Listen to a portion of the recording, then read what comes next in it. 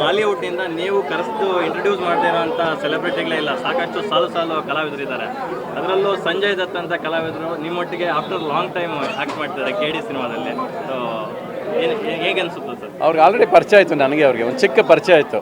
ನಾವು ಇದರಲ್ಲಿ ಎಲ್ಲಿ ಬ್ಯಾಂಕಾಕೋ ಪಟಾಯದಲ್ಲಿ ಒಂದ್ಸರಿ ಮೀಟ್ ಮಾಡಿದ್ವಿ. ನಾನು ಅಲ್ಲಿ ಶೂಟಿಂಗ್ ಮಾಡ್ತಾಯಿದ್ದೀನಿ ಅಂತ ಗೊತ್ತು. ಅವ್ರು ಕರೆಸ್ಬಿಟ್ಟು ನನ್ನ ಕ್ಯಾರವನ್ ಕೊಟ್ಬಿಟ್ಟು ಹೊಟ್ಟೋದ್ರು, ನೀವು ಮೇರಾ ಕ್ಯಾರವನ್ನ ಯೂಸ್ ಕರೋ ಅಂತ. ಸೊ ಆ ಥರ ಒಂದು ಚಿಕ್ಕ ಪರಿಚಯ ಆಯಿತು. ಅವ್ರ ಫಾದರ್ಗೆ ನಮ್ಮ ಫಾದರ್ಗೆ ಪರಿಚಯ ಆಯಿತು. ಸೊ ಆ ಥರ ಒಂದು ಚಿಕ್ಕ ಆಲ್ರೆಡಿ ನಿಮಗೆ ಎಲ್ಲೋ ಒಂದು ಕಡೆ ಗೊತ್ತು ಅನ್ನೋ ಒಂದು ಇದಿತ್ತು. ಸೊ ಎದುರುಗಡೆ ಜಾಸ್ತಿ ಇರಲಿಲ್ವ ಅದು.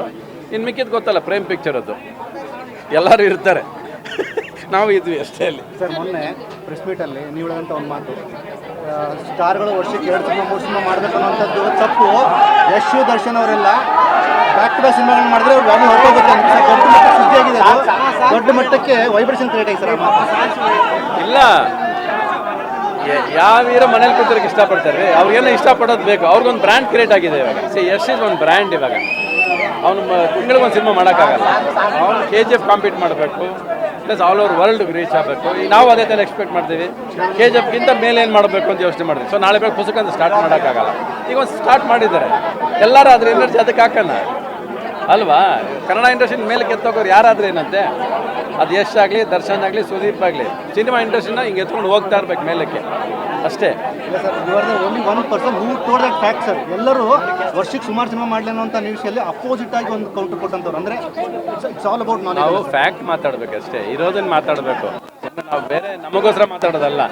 ಇಂಡಸ್ಟ್ರಿ ಅಂತ ಬಂದಾಗ ಇಂಡಸ್ಟ್ರಿ ಪರ ಒಂದಾಗಿ ಮಾತಾಡ್ಬೇಕು. ನಾನು ನನಗೋಸ್ಕರ ಮಾತಾಡೋದು ಅಲ್ಲವೇ ಅಲ್ಲ. ಈಗ ನಾನು ಹೇಳಿದ್ರೆ 10 ಸಿನಿಮಾ ನನಗೆ ಕೊಡಿ, ನಾವು ಮಾಡ್ತೀನಿ ಅಂತ. ನನಗೆ ಮಾರ್ಕೆಟ್ ಇಲ್ಲ ಅಂತೀರಾ, ನಿಮ್ಮ ಪಿಕ್ಚರ್ ದುಡ್ಡು ಮಾಡಲ್ಲ ಅಂತೀರಾ, ಕೊಡಲ್ಲ. ಸಿಂಪಲ್ ತನ್ನದು. ಮಾರ್ಕೆಟ್ ಇದ್ದಿದ್ದ ದಿವಸ ಇತ್ತು ಅಲ್ವಾ. So it all depends. ಒಂದು ಸಿನಿಮಾ ಇಟ್ಟಾರೆ ಮತ್ತು 10 ಸಿನಿಮಾ ಬರುತ್ತೆ ಹಿಂದೆ.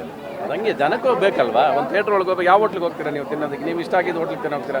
ಅದ್ರ ಪಕ್ಕದಲ್ಲಿ 10 ಹೋಟ್ಲ್ ಇರುತ್ತೆ, ಯಾಕೆ ಹೋಗಲ್ಲ ನೀವು? ಅವ್ನು ಯಾವತ್ತರ ಬಂದು ನಾನು ಹೋಟ್ಲಿಗೆ ಬಂದಿಲ್ಲ ಅಂತ ಹೇಳ್ತಾನೆ ನಿಮಗೆ? ಹೇಳಿದಾನಾ? ಇಲ್ಲ ತಾನೆ.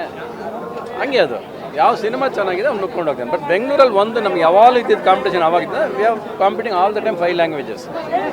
5 ಭಾಷೆಗೂ ಇಲ್ಲಿ ಈಕ್ವಲ್ ಬಂದ್ಬಿಡ್ತು ಇವಾಗ. ಕನ್ನಡ ಫಸ್ಟು, ಆಮೇಲೆ ನೆಕ್ಸ್ಟ್ ಅನ್ನೋದು ಅದು ಕೊಡಬೇಕಾದ್ರೆ ಗೌರವ. ಅದು ನಮ್ಮ ನಾಡಲ್ಲಿ ನಮ್ಮ ಕರ್ನಾಟಕ ಫಸ್ಟ್ ಪ್ರಿಫರೆನ್ಸ್ ಕೊಡಬೇಕನ್ನೋದೇ ನಾವು ಕೇಳೋದು. ಸಿನಿಮಾ ಅಂತ ಬಂದಾಗ ಅವ್ನು ಇಷ್ಟಪಟ್ಟು ಯಾವುದಕ್ಕೆ ಹೋಗ್ತಾನೆ ಅದು ಅವನು ಬಿಟ್ಟಿದ್ದು. ಚೆನ್ನಾಗಿದ್ರೆ ಯಾವುದಕ್ಕೆ ಬೇಕಾದ್ರೆ ಬರ್ತಾನೆ.